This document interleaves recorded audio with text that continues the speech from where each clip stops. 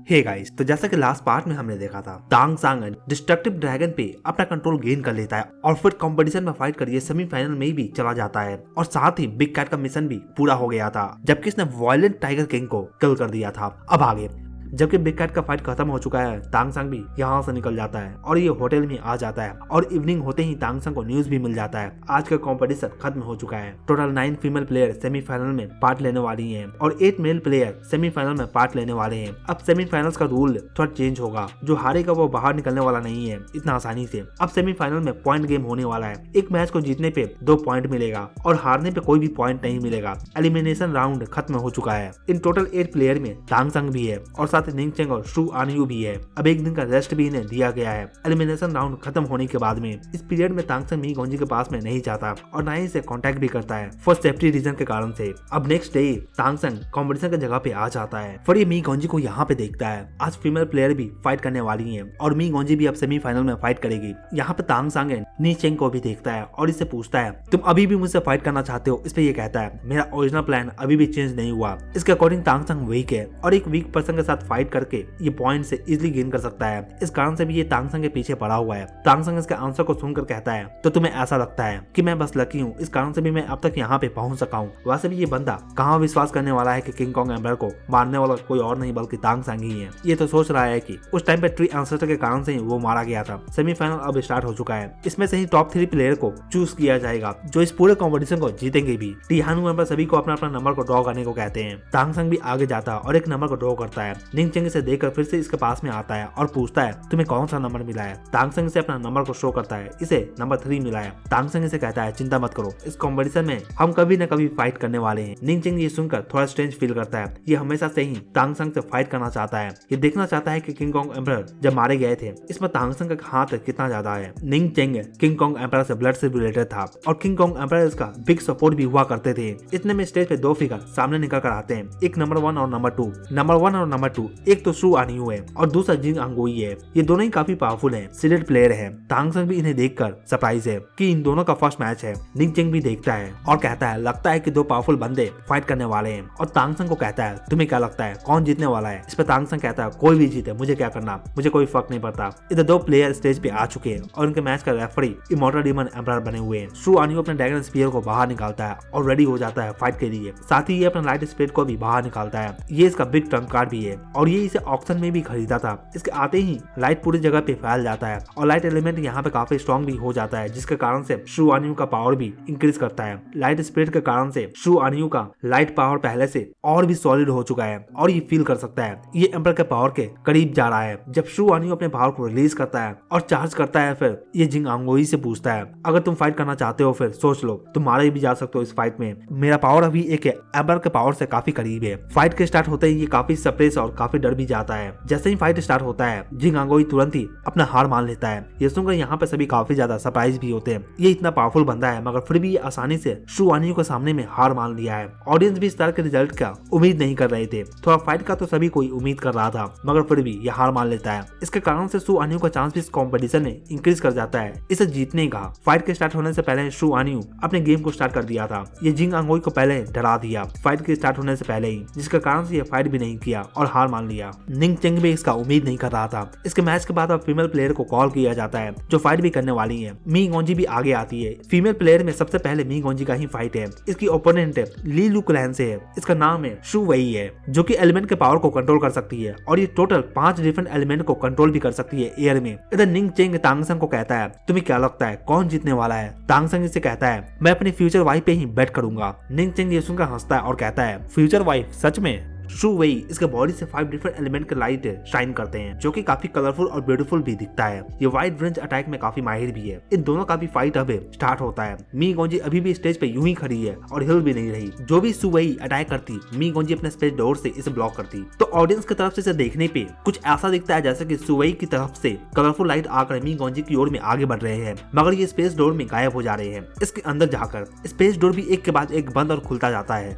मी गोंजी अपने space power में पहले से और भी अच्छी हो चुकी है, इसका कंट्रोल भी पहले से काफी अच्छा हो चुका है। शू वई ये काफी सालों से कल्टीवेट कर रही है और कंपटीशन के स्टार्ट होने से पहले ये डीप मेडिटेशन में भी थी। अब ये मी गोंजी से सप्रेस भी नहीं हो रही, मगर ये जीत भी नहीं रही। ये अपने एलिमेंट को काफी अच्छे से कंट्रोल भी कर सकती है। स्टेज पे सिर्फ एलिमेंट के लाइट को ही देखा जा सकता है। इसके 5 एलिमेंट एक साथ में आकर रोटेट भी कर रहे हैं और जैसा जैसे ये रोटेट करते हैं इसके एलिमेंट का पावर भी इंक्रीज करता जाता है। इधर मी गोंजी अभी भी अपने स्पेस पावर को ही यूज करके इसके अटैक को ब्लॉक कर रही है। दूसरे सभी भी इस टाइम पे सोच रहे हैं मी गोंजी आगे क्या करेगी। कोई भी इसे वीक नहीं समझ रहा, सभी इसके पावर के बारे में जानते हैं। मी गोंजी फील कर सकती है कि धीरे धीरे 5 एलिमेंट का पावर स्ट्रॉन्ग भी होता जा रहा है। ये फील कर अब ये अपने स्पेस डोर को ओपन करती है। ये पहले से डिफरेंट है, इसके अंदर से सिर्फ ब्लैक लाइट ही निकलता है। इस टाइम पे पूरा ही स्काई डार्क हो जाता है, सभी जगह पे सिर्फ अंधेरा ही है। शू वई ये काफी केयरफुल थी, मगर फिर भी ये अपने एलिमेंट से अपना कंट्रोल को खो देती है। एक तरह का चेन रिएक्शन स्टार्ट हो जाता है जिससे सभी एलिमेंट इसके डिफरेंटली बिहेव करने लगते हैं। जैसे कि वुड एलिमेंट है फायर को जनरेट करने लगता है, सॉइल एलिमेंट है मेटल को जनरेट करता है और मेटल वाटर को करता है। सडनली ये अपने फायर एलिमेंट पे कंट्रोल खो चुकी है पूरे ही तरह से, जिसके कारण से जो एलिमेंट एक सर्कल में रोटेट कर रहे थे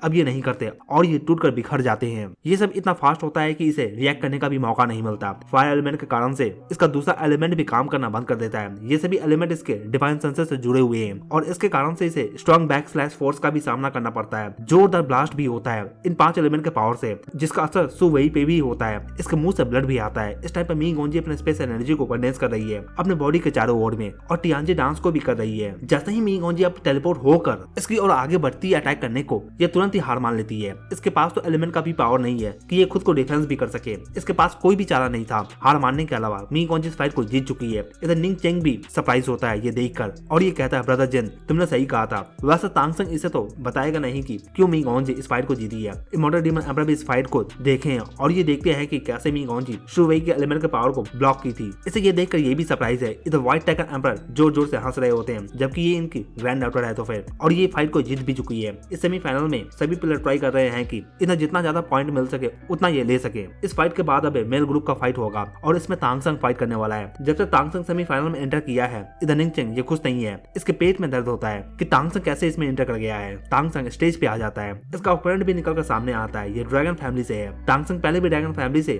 फायर ड्रैगन को डिफीट कर चुका है इस कॉम्पिटिशन में। अब ये आता है, इसका नाम लू याओ है और ये एक तरह का मेटल ड्रैगन है। ड्रैगन क्लैन में एक रूल है, जब म्यूटेटेड ड्रैगन क्लैन में 10th टियर पे चले जाते हैं अपने ट्रिबुलेशन को पार करके फिर इनका डिवाइन पावर भी एक्टिवेट हो जाता है और ये अपने माइंड को गेन कर पाते हैं, मतलब कि सोचने समझने की शक्ति को हासिल कर पाते हैं। जो ऐसा कर लेते हैं वो फ्री हो जाते हैं कुछ भी करने को और कहीं पे भी जाने को। इस कारण से भी इस बार ड्रैगन क्लैन से 7 मेंबर इसमें पार्ट भी लिए हैं इस कॉम्पिटिशन में। इस स्टेज पे दोनों ही एक दूसरे के सामने में खड़े हैं और एक दूसरे को देखे जा रहे हैं। Immortal demon emperor as a referee के तौर पे यहाँ पे खड़े हैं। तांगसंग इन्हें देखता है और कहता है कि मैं आपसे एक क्वेश्चन पूछ सकता हूँ। ये सुनकर ये कहते हैं ठीक है पूछो, क्या पूछना चाहते हो। इस पे तांगसंग कहता है जिस सुपर ऑक्शन में मैंने आइटम खरीदा था क्या मैं उसे यहाँ पे यूज कर सकता हूँ। इस पे ये कहते हैं हाँ मुझे याद है और ये जोर जोर से हंसते और कहते हैं अमिती कॉइन वॉरियर। इन्हें भी तांगसंग का निकनेम में पता चल ही चुका है। ये कहते हैं ऐसा तो पहले भी तुम कर ही रहे थे, अब क्या हो गया, अब क्या प्रॉब्लम है, तुम ये कर ही सकते हो, तुम जो भी आइटम चाहो वो आइटम यूज कर सकते हो। इधर जो ऑडियंस भी सुनते हैं ये भी सोचते हैं इस बार ये क्या यूज करना चाहता है जो इसने ऑक्शन में खरीदा भी था। अब ये सुनने के बाद तांगसंग एक गोल्डन रूम को बनाता है ग्राउंड पे और इसके अंदर से एक बड़ा सा क्रिएचर निकलकर सामने आता है। इसे देखकर इमॉर्टल डीमन एम्परर भी सरप्राइज होते हैं कि ये क्या, ये इसने क्या कर डाला।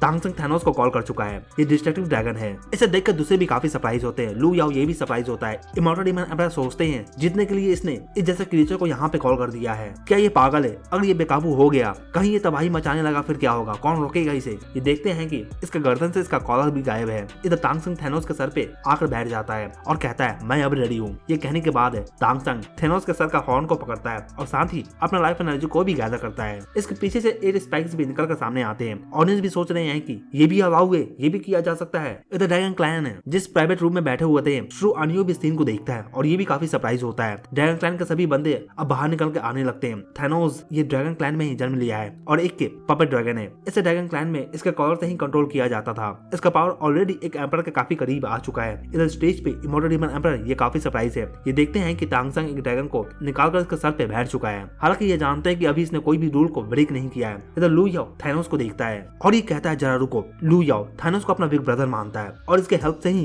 ये पपेट ड्रैगन से एक नॉर्मल ड्रैगन में बदल सका था, तो ये इसे कैसे भूल सकता है। इसे देखकर थैनोस जोर से चिल्लाता है। लू याओ कहता है बिग ब्रदर मैं तुम्हारा छोटा भाई हूँ लू याओ। तांगसंग से कहता है इसे गुस्सा मत दिलाओ, इसका माइंड को मैं ज्यादा देर तक शांत नहीं रख सकूंगा इस तरह से, अगर तुम इसे गुस्सा दिलाते हो तो फिर इसका हालत पहले से अच्छा है मगर ये फ्यूचर में धीरे धीरे ही ठीक हो सकेगा, अभी उतना इतना अच्छे तरीके से सही नहीं हुआ है, फिर से ज्यादा तंग मत करो। ये सुनकर लुया भी सरप्राइज होता है और ये शांत हो जाता है। तांगसंग इधर थैनोस के सर पे अपने हाथ को फेर रहा होता है और इसे शांत करने का ट्राई करता है। तांगसंग लुया को कहता है क्या तुम फाइट करोगे? इस पे ये कहता है मैं अब कैसे फाइट कर सकता हूँ, और ये हार मान लेता है। इमोर्टल डीमन एम्परर भी काफी सरप्राइज होते हैं। इस तरह से एक और बार तांगसंग इस कॉम्पिटिशन में इस मैच को जीत गया है। जब तांगसंग वापस से वेटिंग रूम में आता है, फिर निंगचंगी से घूर रहा होता है। इसे देखकर तांगसंग से कहता है अभी भी तुम मुझसे फाइट करना चाहते हो इस कॉम्पिटिशन में? इस पे ये कहता है तुम एक पागल हो, तुमसे कौन फाइट करेगा। ये पहले तांगसंग को वीक समझा करता था, मगर अब ये बिल्कुल भी ऐसा नहीं समझ रहा। ये तो समझ चुका है कि तांगसंग कोई ऑर्डिनरी पर्सन नहीं है। आज तांगसंग ऑडियंस के सामने भी काफी स्टैंड आउट हुआ है। इसका नाम दूसरे भी कहते हैं अमिती कॉइन वॉरियर। सच में इसका नाम ये सूट ही करता है। जब ऑक्शन हो रहा था उस टाइम पे सभी ने देखा था थैनोस कैसा था और कितना वायलेंट हुआ करता था,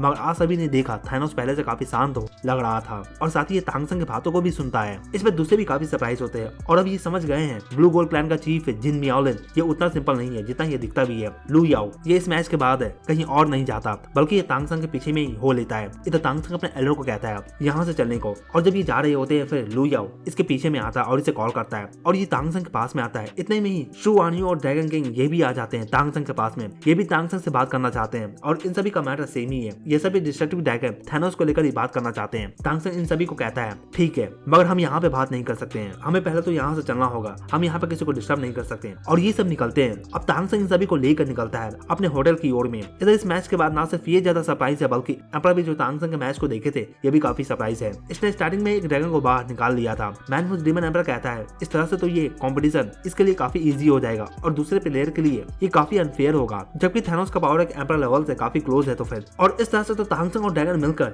एक अकेला बंदा सही फाइट करेगा इस कॉम्पिटिशन में। ये सुनने के बाद एम्परर टियान यांग कहते हैं इस कॉम्पिटिशन का रूल हम सभी एम्परर ने मिलकर ही बनाया था और साथ ही सुपर ऑक्शन के सभी आइटम्स को हमने ही मंजूरी दिया था। अब हम इस तरह से खुद के ही बनाए हुए रूल्स को चेंज नहीं कर सकते हैं। इससे काफी सवाल खड़े हो जाएंगे और आंसर कोड का भी नाम खराब होगा। वैसे भी इसके बारे में मैं पहले से ही जानता था, मैंने ही जिन मियाओलिन का हेल्प किया था इस ड्रैगन पे कंट्रोल गेन करने में, लेकिन उस लड़के का टैलेंट काफी अच्छा है, उसने अपने दम पे ही इस ड्रैगन पे कंट्रोल भी गेन किया है। इस पे टियानु एम्परर भी कहते हैं हम सभी ने देखा है उस ड्रैगन को कंट्रोल में रखने के लिए जिन मियाओलिन खुद की लाइफ एनर्जी को यूज करता है, और इस तरह से देखा जाए तो फिर ये 2 वर्सेस 1 मैच नहीं होगा, ये 1 वर्सेस 1 ही होगा। और अभी वो कितना ज्यादा ड्रैगन को कंट्रोल कर सकता है और ड्रैगन कितना ज्यादा जिन मियाओलिन की बात को मानेगा कोई भी नहीं जानता। और वैसे भी टियान यांग एम्परर सही बोल रहे हैं, हम रूल्स को यूं ही चेंज नहीं कर सकते हैं, हमने ही इस रूल को क्रिएट किया है, रूल्स वही रहेगा जो हमने चूज भी किया था। इधर तांगसंग और दूसरे अब होटल रूम में आ जाते हैं। यहाँ पे आने के बाद सभी बैठते हैं। शू वानियो कहता है ब्रदर मैंने तुम्हें इस तरह से डिस्टर्ब किया, इसके लिए मैं माफी चाहता हूँ, मगर ये मैटर हमारे ड्रैगन क्लैन के लिए काफी इंपॉर्टेंट है। हमारे ड्रैगन क्लैन में या फिर फिनिक्स क्लैन में या फिर दूसरे जो पावरफुल क्लैन है जैसा कि मैन विद डीमन क्लैन है, इन सभी में एक प्रॉब्लम काफी कॉमन है और वो है रिप्रोडक्शन का। ड्रैगन क्लैन में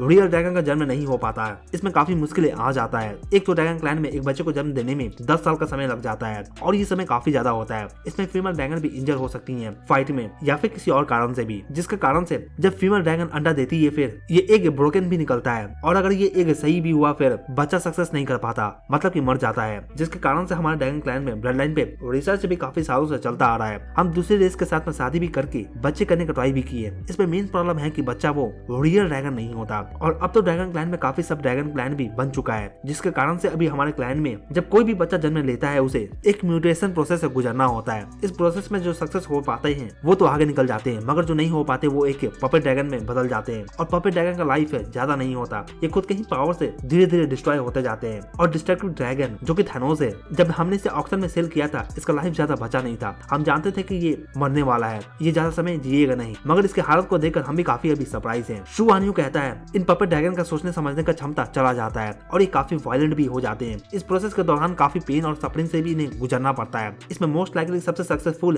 क्रिस्टल डीमन एम्परर थी, उनके जैसा कोई भी नहीं था। तांगसंग ये सुनकर सर हिलाता है, ये समझ जाता है कि ये लोग इसे हेल्प मांग रहे हैं पपेट ड्रैगन को लेकर। लू याओ भी कहता है मगर मेरा हेल्प बिग ब्रदर ने किया था, उसके हेल्प के कारण से मैं अपने मेटल पावर को कंट्रोल में कर सका था और एक नॉर्मल ड्रैगन में भी बदल सका था। मेरे जैसे और भी काफी पपेट ड्रैगन थे जिसका हेल्प बिग ब्रदर ने किया था। तांगसंग सभी से कहता है मैं थानोस का हेल्प इसलिए भी कर सका क्योंकि उसका डिस्ट्रक्टिव पावर मेरे लाइफ एनर्जी के अपोजिट में आता है, फिर इस कारण से भी ये ठीक भी हो रहा है। और दूसरे के बारे में मैं नहीं बता सकता कि दूसरे पपेट ड्रैगन पे ये कितना ज्यादा असर करेगा और कितना नहीं, लेकिन मैं ट्राई कर सकता हूँ इस कंपटीशन के बाद में। ये सुनकर शू वानियो कहता है इसके लिए हम तुम्हारे काफी ग्रेटफुल रहेंगे। अगले कंपटीशन में मैं आपसे मिलता हूँ फिर मैं मैच को गिव अप कर दूंगा आपके काइंडनेस को रिपे करने के लिए। शू वानियो कहता है आज से आप ड्रैगन फैमिली के क्लोज फ्रेंड हो, फ्यूचर में जो भी हेल्प चाहिए होगा हम जरूर करेंगे आपके लिए। इस कॉन्वर्सेशन के बाद अब ये चले जाते हैं। लू याओ अभी भी ये रुकता है यहाँ पे और ये तांगसंग से बैठकर बात करता है। तांगसंग से कहता है अभी मैं तुम्हारे बिग ब्रदर का ज्यादा हेल्प नहीं कर पा रहा हूँ, लेकिन जब मैं एक एम्पर लेवल पर चला जाऊंगा फिर उस टाइम पे मैं उसका हेल्प कर सकूंगा, फिर तुम्हें चिंता करने की जरूरत नहीं है। और मैं उसे कोई स्लिप बनाकर नहीं रखता, हम दोनों इक्वली हैं, हम दोनों ही पार्टनर्स हैं, मैं उसे काफी अच्छे से ट्रीट करता हूँ, तो तुम्हें टेंशन लेने की जरूरत नहीं है। लू याओ कहता है हमारे क्लैन में अभी शू अनियो काफी टैलेंटेड पर्सन है, ये ड्रैगन क्लैन में पपेट ड्रैगन को लेकर काफी थिंग्स करना चाहता है। अगर ये चीफ बन जाता है फिर ये पपेट ड्रैगन को ठीक करने के लिए ब्लड रिसर्च भी करेगा। तांगसंग कहता है हाँ, शू अनियो काफी टैलेंटेड पर्सन है और काफी गुड पर्सन भी है, अगर ये एक एम्पर बन जाता है फिर ये अपने क्लैन में हीरो भी बन सकेगा। अभी करंटली ड्रैगन क्लैन में 100 से भी ज्यादा पपेट ड्रैगन है। लू याओ बताता है कि कैसे पपेट ड्रैगन को म्यूटेशन प्रोसेस में पेन और सफरिंग का सामना करना पड़ता है, कि इनका दिमाग ही काम करना बंद कर देता है और सिर्फ इनके दिमाग में गुस्सा ही भरा रहता है। एक मेंटल प्रॉब्लम को सॉल्व करना ये काफी डिफिकल्ट भी होता है। हालांकि लू याओ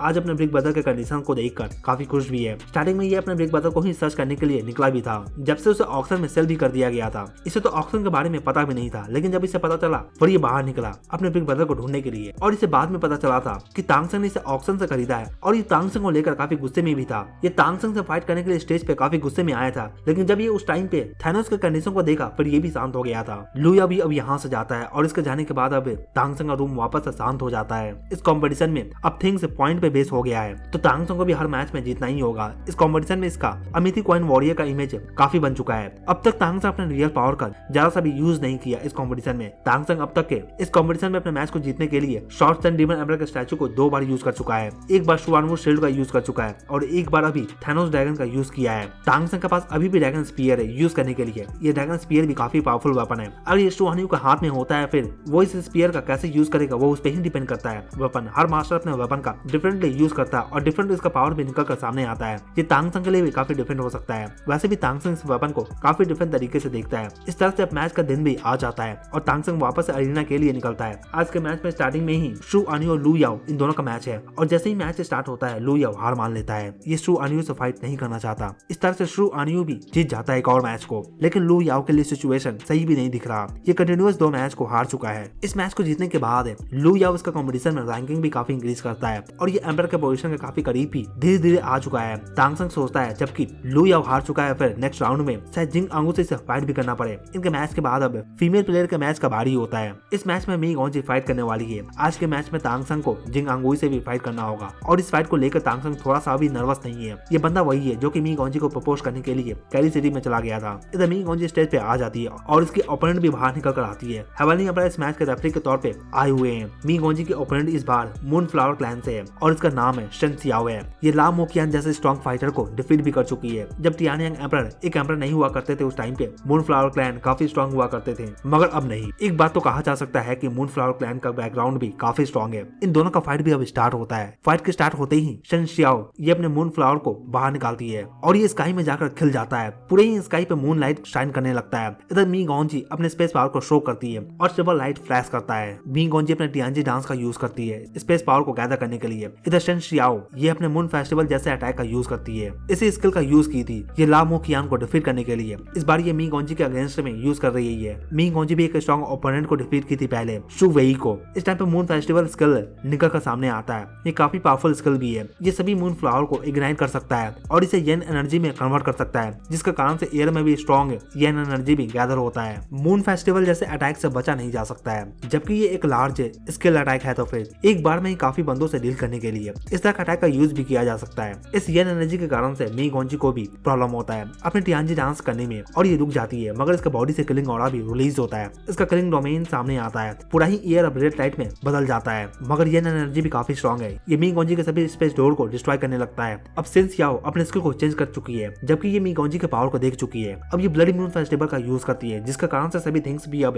रेड कलर में दिखने भी लगता है। शन सियाओ कल के मैच में इस स्किल का यूज नहीं की थी। ये डर रही थी कि इसकी ओपोनेंट कहीं मारी ना जाए, मगर आज ये डिफरेंट है, इसे यूज करना ही होगा। जबकि मी गॉन्जी इतना पावरफुल है तो फिर इस टाइम पे मी गॉन्जी इसका अटैक को डॉज भी नहीं कर पा रही, जबकि हर जगह पे येन एनर्जी काफी स्ट्रॉन्ग है तो फिर। और शन सियाओ ये अपने मून फ्लावर के अंदर में जाकर बैठ जाती है और खुद के बॉडी को खवा कर लेती है। मी गॉन्जी अपने शॉट को बाहर निकालती है, असुरा शॉट को। इस शॉट को देखकर दूसरे भी काफी सरप्राइज होते हैं। पहले इलाइट कॉम्पिटिशन में सभी ने मी गॉन्जी का असुरा शॉट को देखा था, मगर कोई भी उम्मीद नहीं कर रहा था कि अभी ये असुरा शॉट इतना पावरफुल भी हो सकता है। एम्पर भी नहीं सोच रहे थे इस बात को। असुरा शॉट तांगसंग और मी गॉन्जी इन दोनों के डिवाइन पावर के कारण से ही पहले से काफी स्ट्रॉन्ग भी बन सका है और मी गॉन्जी इसमें शैडो डीमन शॉट को भी फ्यूज कर चुकी है। इससे ये और भी स्ट्रॉन्ग बन चुका है। इस शॉट से अटैक करते ही ब्लडी मून ऊपर स्काई में हाफ में कट जाता है और ये एनर्जी का इफेक्ट भी खत्म हो जाता है। अब जैसे ही मी गोंजी सेंसिया की ओर अटैक करने आगे जाती है, ये तुरंत ही हार मान लेती है इस असुरा स्वॉर्ड के पावर को देखकर, मगर असुरा स्वॉर्ड से लाइट निकल चुका है जो कि हेवनली एम्परर को ही डैमेज कर देता है। जबकि ये बीच में आ जाते हैं सेंसिया को प्रोटेक्ट करने के लिए। ये एक एम्परर है और ये मी गोंजी के स्वॉर्ड लाइट से इंजर हो जाते हैं। इससे दूसरे भी काफी सरप्राइज होते हैं कि एक 11th ईयर पे होकर ये एक एम्परर को इंजर कर सकती है। मी गोंजी इस मैच को जीत चुकी है। यहाँ पे अब रेफरी को चेंज कर दिया जाता है। मी गोंजी काफी टाइम बाद असुरा स्वॉर्ड को यूज कर रही थी और खास करके जब से इसने शैडो डेमन स्वॉर्ड को इसमें फ्यूज किया है तब से इसका पावर और भी काफी इंक्रीज कर चुका है। मी गोंजी भी नहीं सोच रही थी कि इसका स्वॉर्ड का पावर इतना ज्यादा भी हो जाएगा। मी गोंजी को ऐसा लगता है जैसे कि ये असुरा स्वॉर्ड अब एक रियल असुरा स्वॉर्ड बन चुका है। अब तक मी गोंजी 2 बैटल को जीत चुकी है। इस मैच के बाद टियानु पर नेक्स्ट मैच को स्टार्ट करने को कहते हैं। तांग संग भी स्माइल करता है। इसका ही बारी है अब फाइट करने का। आज निंग चेंग तांग संग के पास में नहीं आया ये कहने के लिए कि मैं तुमसे फाइट करना चाहता हूँ। लास्ट मैच में थानोस को देखकर इसका बोलते टोटली बंद हो चुका है। ये सोचा करता था तांग संग एक वीकेस्ट प्लेयर है इस कॉम्पिटिशन में, मगर इसे कहाँ पता कि तांग संग क्या है। जैसे ही अब तांग संग स्टेज पे एंटर करता है सभी ऑडियंस में चिल्लाने लगते हैं अमिथी कॉइन वॉरियर आ चुका है। इसका image as a blue gold clan chief उतना सही नहीं है, सभी इसे वीक ही समझते हैं। तांग संग का ओपोनेंट भी निकल कर सामने आता है। ये जिंग आंगू है। इस कॉम्पिटिशन में अगर कोई टॉप 3 में आना चाहता है फिर उसे अपने 6 मैचेस को जीतना होगा। जिंग आंगू पहले ही शू अनियू से हार भी चुका है। इस कारण से भी ये काफी सीरियस मूड में है और ये इस फाइट को हारना नहीं चाहता। जिंग आंगू ये लास्ट नाइट है निंग चेंग के साथ में और ला मुखियान के साथ में बैठकर डिस्कस भी कर रहा था कि जिन मियाओलिन ये जितना दिखता है उतना सिंपल है नहीं, ये उससे काफी ज्यादा है। अब जिंग आंगू ये तांग संग को बिल्कुल भी वीक नहीं समझता बल्कि इसे स्ट्रॉन्ग ही समझता अपने जैसा। इन दोनों के मैच में भी रेफरी के तौर पे इमॉर्टल डीमन एम्परर है। हेवनली एम्परर इन दोनों के मैच के रेफरी नहीं बनते इस डर से कहीं कि तांग संग डिस्टर्बिंग ड्रैगन को बाहर ना निकालने और उसके कारण से ये इंजर ना हो जाए। जबकि कोई भी एम्परर अब तक तांग संग के अगेंस्ट में नहीं है। ड्रैगन को यूज करने से इस कॉम्पिटिशन में फिर कोई भी प्रॉब्लम नहीं है तांग संग को इस ड्रैगन को यूज करने में। इस कॉम्पिटिशन में तांग संग अपने ड्रैगन को आसानी से समन करता है। इधर जिंग आंगू इसके बॉडी से गोल्डन डार्क लाइट भी रिलीज होता है। ये भी रेडी होता है फाइट करने के लिए। इसके आंखों में भी गुस्सा देखा जा सकता है। सभी इन दोनों के बैटल को भी देखना चाहते हैं। ऑडियंस भी देखना चाहती है कि तांग संग कर क्या सकता है इस ड्रैगन के साथ में और जिन मियाओलिन क्या कर सकेगा इस ड्रैगन के अगेंस्ट में। तांग संग अब थानोस के सर के ऊपर में आकर बैठ जाता है और इसके पीछे से 8 स्पाइक्स भी निकल कर आते हैं। इसे थानोस जोर से चिल्लाता है। इसके चिल्लाने की आवाज को जिंग आंगू भी सुनता है। अब इन दोनों का फाइट भी स्टार्ट होता है। फाइट स्टार्ट होते ही जिंग आंगू अपने बड़े से पंजे से अटैक कर देता है, लेकिन तांग संग इसके पंजे को डॉज करता है। थानोस को ऊपर में बैठे हुए थानोस भी आगे आकर अपने बड़े से विंग से अटैक कर देता है। जिंग आंगू भी थानोस के डिस्ट्रक्टिव पावर से हिट नहीं होना चाहता है। ये भी इसके डिस्ट्रक्टिव पावर से डरता है। जिंग आंगू इस फाइट में अभी सिर्फ ज्यादातर थानोस के पावर को ही अब्सॉर्ब कर रहा है कि ये कर क्या क्या सकता है। देखना ये होगा कि जिंग आंगू दूसरे की तरह इस फाइट को क्या ये हार जाएगा और ये क्या कर सकेगा थानोस के अगेंस्ट में। और इसी के साथ ये पार्ट यहीं पे खत्म होता है। तो दोस्तों इसके आगे का पार्ट हम नेक्स्ट वीडियो में देखेंगे। इस पार्ट के लिए इतना ही। वीडियो अच्छा लगा हो तो वीडियो को लाइक जरूर करें और अगर आप चैनल पर नए हैं तो चैनल को जरूर सब्सक्राइब करें ऐसे और भी एनीमे एक्सप्लेन करिए। Thank you.